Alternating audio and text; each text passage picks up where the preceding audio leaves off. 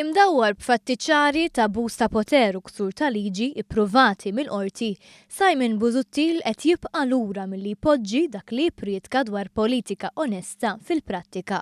Meta kien qed jirreferi għal każijiet skandalużi ta' esponenti nazzjonalisti waqt intervista fuq One Radio, il-Prim Ministru identifika l-ipokrezija tal-kap tal-Oppożizzjoni. Każijiet tant sempliċi juru kemm il-kap tal-Oppożizzjoni doesn't walk the talk. Li niġu għas situazzjoni fejn meta għal paroli għandu ħafna, imma l-fatti għandu ftit illi xejn. Muscat stqar li double standards ta' Simon Busuttil huma inkwetanti għal xi ħadd li qed jaspira li jsir Prim Ministru.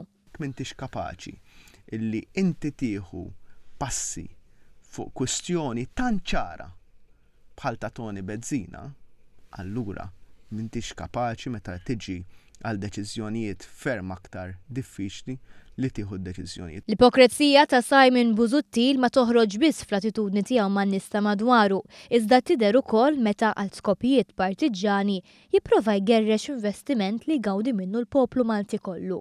Dan b'gideb li lanqas id-deputati tiegħu stess ma felħu. Il-professur Fenek għal ċaru tont illi xeba jisma gideb, xeba jisma ineżattezzi dwar dan il-proġett. Jien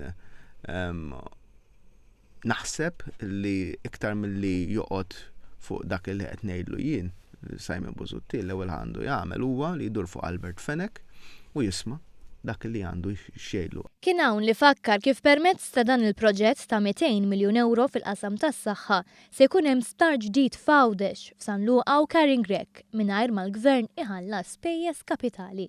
Ngħid in-nies iridu jaraw issa meta jibdew jingħataw il-kura x'tip ta' kura speċjalizzata jibdew jingħataw. L-iktar importanti, is-saħħa tibqa' b'xejn, ġifieri daħħalna l-privat. Għandna ftehim mal-privat, ħajħorġ il-flus il-privat, bil-mod ta' kif għamilna dan il-proġett, is-saħħa ħatibqa', il-kura tas-saħħa ħatibqa' b'xejn li huwa kruċjali tagħna bħala pedament tal-politika tal-Partit Laburista.